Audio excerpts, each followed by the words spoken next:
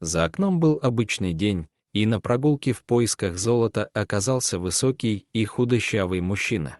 Внезапно он заметил силуэт огромного волка, у него сердце застыло от страха, мужчина не мог двигаться, однако, когда он приблизился, он заметил, что одна из лап животного попала в капкан. Подойдя ближе, мужчина понял, что животное не может шевелиться, они стали и друг на друга смотрели.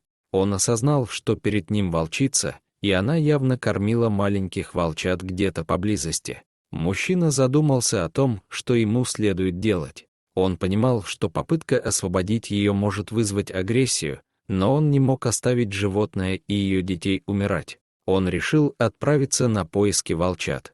Рядом с волком он обнаружил следы и решил следовать по ним, надеясь найти детенышей. Через некоторое время он обнаружил волчью нору в кустах. Он услышал там тихий плач, который заставил его сердце сжаться от сострадания. Оказалось, что в норе находились 4 голодных маленьких волчонка. Они напуганы были и искали свою маму. Мужчина, не задумываясь, поскладывал их в свою сумку. Вернувшись к волчице, та сразу услышала запах детей своих и завыла от радости. Мужчина выпустил волчат из сумки, и они сразу к матери побежали, и первым делом стали пить ее молоко. Волчица все еще была поймана в капкане и испытывала мучительные страдания. Однако каждый раз, когда мужчина пытался освободить ее, она рычала, не доверяя ему. Волчица была слаба и голодна, помимо раны. Мужчина вынул запасы еды из рюкзака и дал ей банку тушенки,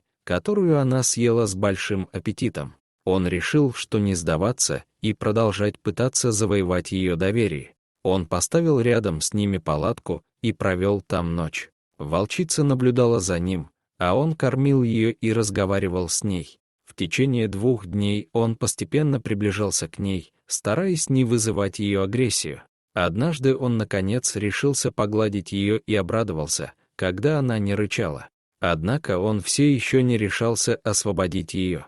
Утром он покормил и волчицу, и волчат, а затем, наконец, решился положить ей на лапу руку, которая была поймана в капкане. Волчица приняла его прикосновение без агрессии, и мужчина освободил ее.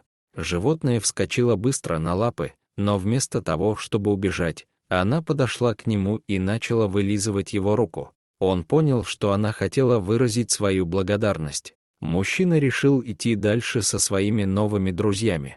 Пройдя некоторое расстояние, они увидели волчью стаю, и волчица присоединилась к ней. Мужчина решил оставить их и вернулся обратно. Когда он через 5 лет вновь оказался на острове, он услышал знакомый вой и увидел волчицу, которая к нему подошла, обнюхала и облизала его руку, а затем ушла вместе со своими взрослыми детьми. Каждый раз, когда он слышал вой волков, его сердце наполнялось теплом, и он вспоминал о невероятной истории спасения, которая изменила его жизнь.